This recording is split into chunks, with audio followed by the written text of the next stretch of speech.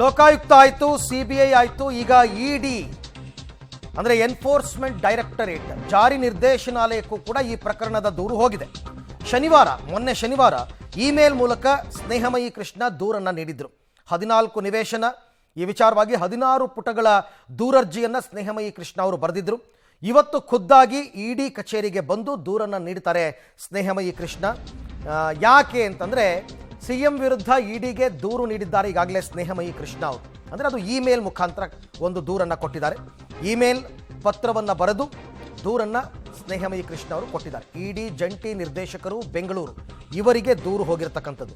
CM Siddaramaiah ಅಧಿಕಾರ ದುರ್ಬಳಕೆ ಮಾಡಿಕೊಂಡ ಆರೋಪವನ್ನು ಮಾಡಿದ್ದಾರೆ ದೂರಲ್ಲಿ. ಮೂಡಾದಲ್ಲಿ ಪತ್ನಿಯ ಹೆಸರಿನಲ್ಲಿ 14 ನಿವೇಶನ ಪಡೆದಂತಹದ್ದ ಉಲ್ಲೇಖ ಮಾಡಿದ್ದಾರೆ. 16 ಪುಟಗಳ ದೂರರ್ಜಿಯನ್ನು ಬರೆದಿದ್ದಾರೆ ಸ್ನೇಹಮಯಿ ಕೃಷ್ಣ ಅವರು. ಮನಿ ಲ್ಯಾಂಡ್ರಿಂಗ್ ಆಕ್ಟ್ ಮೂಲಕ ತನಿಖೆಯನ್ನು ನಡೆಸುವಂತೆ ಅವರು ಆಗ್ರಹ ಮಾಡಿದ್ದಾರೆ. ಇವತ್ತು ಖುದ್ದು ಇಡಿ ಕಚೇರಿಗೆ ತೆರಳಿ ದೂರನ್ನು ದಾಖಲಿಸ್ತಾರೆ ದೂರುದಾರ ಸ್ನೇಹಮಯಿ ಕೃಷ್ಣ. ಅದನ್ನು ಈಗಾಗಲೇ ಅವರು ಹೇಳಿದ್ದಾರೆ. ಒಂದು ಕಡೆ ಲೋಕಾಯುಕ್ತದಲ್ಲಿ ತನಿಖೆ ಆರಂಭ ಆಗಿದೆ, ಇದನ್ನು ಸಿಬಿಐಗೆ ವರ್ಗಾವಣೆ ಮಾಡಬೇಕು ಅಂತ ಕೋರ್ಟ್ಗೆ ಅರ್ಜಿ ಹಾಕ್ಕೊಂಡಿದ್ದಾರೆ. ಅದರ ನಂತರ ಇಡಿ. ಸೊ ಎಲ್ಲ ಕಡೆಯೂ ಕೂಡ ಕಾನೂನಿನ ಕುಣಿಕೆ ಸಿದ್ದರಾಮಯ್ಯನವರಿಗೆ ಸುತ್ತಕೊಳ್ತಾ ಇದೆಯಾ, ಒಂದು ವೇಳೆ ಇದೇ ರೀತಿಯಲ್ಲಿ ದೂರು ದಾಖಲಾದರೆ ಇಡಿನಲ್ಲಿ ಅಂತ. 50 ಅನ್ನಪದ ವಿಚಾರದಲ್ಲಿ ಸಾವಿರಾರು ಕೋಟಿಗಳ ಅವ್ಯವಹಾರ ನಡೆದಿದೆ. ಅದರ ನಿವೇಶನ ರೂಪದಲ್ಲಿ ನಡೆದಿದೆ. ಹಾಗಾಗಿ ಇದರಲ್ಲಿ ಜಾರಿ ನಿರ್ದೇಶನ ಕೂಡ ತನಿಖೆ ಮಾಡೋದು ಸೂಕ್ತ ಅಂದ್ಕೊಂಡು ಬಂದ್ರಿಂದ ಸೊ ಅದ್ರ ಬಗ್ಗೆ ನಾವು ದೂರನ್ನು ಕೊಟ್ಟಿದ್ದೀನಿ. ಸರ್, ಇಲ್ಲಿ ನಾನು ಪ್ರತಿಯೊಂದು ಅರ್ಜಿಲೂ ಕೂಡ CM ಅವರ ಏನು ಪ್ರಕರಣ ಇದೆ ಅದನ್ನು ಉದಾಹರಣೆಗೆ ಇಟ್ಕೊಂಡು ಅಲ್ಲಿ ನಡೆದಿರೋ ಅಕ್ರಮಗಳ ಬಗ್ಗೆ ಸಮಗ್ರ ತನಿಖೆ ನಡೆಸಬೇಕು ಅನ್ನೋದೇ ನಮ್ಮ ಉದ್ದೇಶ. ಹಾಗಾಗಿ ಸಿದ್ದರಾಮಯ್ಯ ಪ್ರಕರಣ ಉದಾಹರಣೆಗೆ ಇಟ್ಕೊಂಡು ಅಲ್ಲೇನು 50-50 ನಿವೇಶನ ಸಂಬಂಧಪಟ್ಟಾಗಿ ಸಾವಿರಾರು ಕೋಟಿಗಳ ಅವ್ಯವಹಾರ ನಡೆದಿದೆ, ಅದೆಲ್ಲ ಸಮಗ್ರ ತನಿಖೆ ನಡೆಸಬೇಕು ಅನ್ನೋದೇ ಕಾರಣದಿಂದ ನಾನು ಇಡಿಗೆ ಅರ್ಜಿಯನ್ನು ಕೊಟ್ಟಿದ್ದೀನಿ. ಮಾನ್ಯ ನ್ಯಾಯಾಲಯಕ್ಕೆ ಸಲ್ಲಿಸಿರ್ತಂಥ ಅರ್ಜಿ, ಖಾಸಗಿ ಅರ್ಜಿಲೂ ಕೂಡ ಎಲ್ಲ ಅರ್ಜಿಲೂ ಕೂಡ ಸಿದ್ದರಾಮಯ್ಯವರ ಪ್ರಕರಣ ಉದಾಹರಣೆಗೆ ಇಟ್ಕೊಂಡೆ ಅಲ್ಲಿ ಮೈಸೂರು ನಗರಾಭಿವೃದ್ಧಿ ಪ್ರಾಧಿಕಾರ ನಡೀತಕ್ಕಂಥ ಎಲ್ಲ ವ್ಯವಹಾರಗಳ ಬಗ್ಗೆ ಸಮಗ್ರ ತನಿಖೆ ನಡೆಸಬೇಕು ಅನ್ನೋದೇ ಮನವಿಯನ್ನು ಮಾಡ್ಕೊಂಡಿದೆ. ನಮ್ಮ ನಿವೃತ್ತ ನ್ಯಾಯಮೂರ್ತಿಗಳ ದೇಸಾಯಿ ಅವರು ಅಲ್ಲಿ ಅಕ್ರಮ ನಡೆದಿದೆಯೋ ಇಲ್ವಾ, ಅಕ್ರಮ ನಡೆದಿದೆ ಯಾವ ರೀತಿ ನಡೆದಿದೆ, ಸೊ ಯಾರನ್ನೆಲ್ಲ ಆರೋಪಿ ಮಾಡಬೇಕು ಅನ್ನೋದ್ರ ಬಗ್ಗೆ ಅವ್ರದ್ದೊಂದು ವಿಚಾರಣೆ ಮಾಡಿ ಸರ್ಕಾರಕ್ಕೆ ವರದಿ ಕೊಡೋದಷ್ಟೇ ಅವ್ರ ಕೆಲಸ.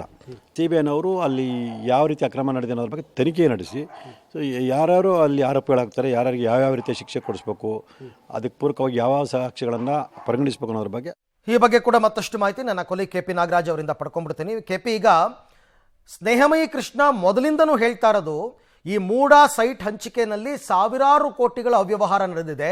ಆ ಅವ್ಯವಹಾರದ ಒಂದು ಭಾಗ ಮುಖ್ಯಮಂತ್ರಿಗಳ 14 ನಿವೇಶನಗಳು ಅಂತ. ಸೊ ಹಾಗಾಗಿ ಓವರಾಲ್ ಈಗ ಮೂಡಾದಲ್ಲಿ ನಡೆದಿರೋ ಹಗರಣಗಳ ವಿಚಾರ ಪ್ರಸ್ತಾಪ ಮಾಡಿರೋದ್ರಿಂದ ಇಡಿ ಅವರು ಕೂಡ ದೂರು ದಾಖಲಿಸಿಕೊಂಡು ತನಿಖೆಯನ್ನು ಮಾಡೋ ಸಂಭವ ಇದೆಯಾ, ವಿಶ್ವಾಸ ಇದೆಯಾ ಕೃಷ್ಣ ಅವರಿಗೆ ಈ ವಿಚಾರವಾಗಿ? ಅಲ್ಲ, ಕೃಷ್ಣ ಅವರಿಗೆ ಬಹಳ ದೊಡ್ಡ ಮಟ್ಟದ ವಿಶ್ವಾಸ ಇದೆ ಇಡಿ ಅವರು ಈ ಕೇಸನ್ನು ರಿಜಿಸ್ಟರ್ ಮಾಡಿಕೊಂಡು ಬರ್ತಾರೆ ಅಂತ. ಆದರೆ ಕೆಲವೊಂದಿಷ್ಟು ಕಾನೂನು ತಜ್ಞರುಗಳು ಹೇಳ್ತಾ ಇರುವಂಥ ಅಭಿಪ್ರಾಯಗಳ ಪ್ರಕಾರವಾಗಿ ಎಕ್ಸಾಕ್ಟಾಗಿ ಮನಿ ಅಂದರೆ ಹಣದ ಟ್ರಾನ್ಸಾಕ್ಷನ್ ಈ ಕೇಸಲ್ಲಿ ನಡೆದಿಲ್ಲ. ಕೇವಲ ಭೂಮಿಯ ಟ್ರಾನ್ಸಾಕ್ಷನ್ ನಡೆದಿದೆ, ಬಟ್ ಹಣದ ಟ್ರಾನ್ಸಾಕ್ಷನ್ ನಡೆಯದೇ ಹೊರತು ಇಡಿ ಬರಕ್ಕೆ ಆಗೋದಿಲ್ಲ ಅನ್ನುವಂಥ ಅಭಿಪ್ರಾಯಗಳನ್ನು ಕೂಡ ಕೆಲವರು ವ್ಯಕ್ತಪಡಿಸ್ತಾ ಇದ್ದಾರೆ. ಹಾಗಾಗಿ ಇಡಿ ಯಾವ ಥರದ ಡಿಸಿಷನನ್ನು ತೆಗೆದುಕೊಳ್ಳುತ್ತೆ, ಇಡಿ ಯಾವ ಆ್ಯಂಗಲಲ್ಲಿ ಈ ಕೇಸನ್ನು ನೋಡುತ್ತೆ ಅನ್ನುವಂಥದ್ದು ಕೂಡ ಬಹಳ ಮುಖ್ಯ. ಇಡಿ ಸಾಮಾನ್ಯವಾಗಿ ಹಣದ ಟ್ರಾನ್ಸಾಕ್ಷನ್ ನಡೆದಿದ್ದರೆ ಮಾತ್ರ ಅದು ಎಂಟ್ರಿ ಆಗುತ್ತೆ ಅನ್ನುವಂಥದ್ದು ಕೆಲವರ ಅಭಿಪ್ರಾಯ. ಆದರೆ ಸ್ನೇಹಮಯಿ ಕೃಷ್ಣ ಮಾತ್ರ ಬಹಳ ವಿಶ್ವಾಸದಲ್ಲಿದ್ದಾರೆ ಇಡಿ ಅವರು ಈ ಕೇಸನ್ನು ತೆಗೆದುಕೊಳ್ತಾರೆ. ಯಾಕಂದರೆ 4-5 ಸಾವಿರ ಕೋಟಿ ರೂಪಾಯಿನಷ್ಟು ಹಗರಣ ಇದು. ಹಾಗಾಗಿ ಈ ಕೇಸನ್ನು ತೆಗೆದುಕೊಳ್ತಾರೆ ಅನ್ನುವಂಥ ವಿಶ್ವಾಸವನ್ನು ಸ್ನೇಹಮಯಿ ಕೃಷ್ಣ ಅವರು ಮಾಡ್ತಾಯಿದ್ದಾರೆ. ಅವರು ಕೇವಲ ಸಿದ್ದರಾಮಯ್ಯನವರ ವಿರುದ್ಧ ಒಂದೊಂದು ಬಲೆ ಎಳಿತಾ ಇಲ್ಲ ಅರವಿಂದ್. ಅವರು ಭಾಳ ವ್ಯವಸ್ಥಿತವಾಗಿ ಪ್ಲ್ಯಾನ್ಡ್ ಆಗಿ ಒಂದು ಕಡೆಯಲ್ಲಿ CBIಗೆ ಈ ಕೇಸನ್ನು ಕೊಡಿ ಅನ್ನುವಂಥ ಅಪ್ಲಿಕೇಶನನ್ನು ಹೈಕೋರ್ಟ್ಗೆ ಹಾಕ್ಕೊಂಡಿದ್ದಾರೆ. ಮಗದೊಂದು ಕಡೆಯಲ್ಲಿ ಇಡಿಗೂ ಕೂಡ ಕಂಪ್ಲೇಂಟನ್ನು ಕೊಟ್ಟಿದ್ದಾರೆ. ಮಗದೊಂದು ಕಡೆಯಲ್ಲಿ ಲೋಕಾಯುಕ್ತ ತನಿಖೆಯನ್ನು ಕೂಡ ಭಾಳ ನಿರಂತರವಾಗಿ ಹೆಜ್ಜೆಗೂ ಫಾಲೋಅಪ್ಪಲ್ಲಿ ಕೂಡ ನಿಂತಿದ್ದಾರೆ. ಹೀಗಾಗಿಯೇ ಒಂದು ರೀತಿಯಾದಂಥ ಕಾನೂನಿನ ಸಂಕಷ್ಟದ ಬಲೆಯನ್ನು ಸಿದ್ದರಾಮಯ್ಯನವರ ಸುತ್ತ ಎಣಿತಾ ಇರುವಂಥದ್ದು.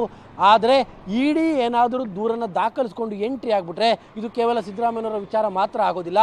ಓವರಾಲ್ ಆಗಿ ಮೈಸೂರು ನಗರಾಭಿವೃದ್ಧಿ ಪ್ರಾಧಿಕಾರದಲ್ಲಿ ಏನು 50-50 ಅನುಪಾತದಲ್ಲಿ ಭ್ರಷ್ಟಾಚಾರ ಆಗಿದೆ ಅಂತ ಹೇಳ್ತಾ ಇದ್ದಾರೋ ಆ ಭ್ರಷ್ಟಾಚಾರದಲ್ಲಿ ಪಾತ್ರಧಾರಿಗಳು, ಫಲಾನುಭವಿಗಳು ಎಲ್ಲರಿಗೂ ಕೂಡ ಸಂಕಷ್ಟ fix ಆದಂತಾಗುತ್ತೆ.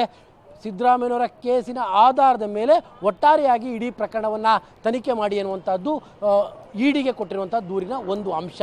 Arvind, right, thank you KP, ತಮ್ಮ ಎಲ್ಲ ಮಾಹಿತಿಗಾಗಿ ಧನ್ಯವಾದ. ಸೊ ನೋಡೋಣ, ಒಂದು ಕಡೆ ದಸರಾ ಆರಂಭ ಆಗ್ತಾ ಇದೆ ಮೈಸೂರಿನಲ್ಲಿ, ಮತ್ತೊಂದು ಕಡೆ ಮೈಸೂರು ಬೇರೆ ರೀತಿಯಲ್ಲಿ ಅಂದರೆ ಈ ಮುಖ್ಯಮಂತ್ರಿಗಳ ಪ್ರಕರಣದಲ್ಲಿ ಈಗ ಮತ್ತಷ್ಟು ಹೆಚ್ಚು ಸುದ್ದಿ ಆಗ್ತಾ ಇದೆ.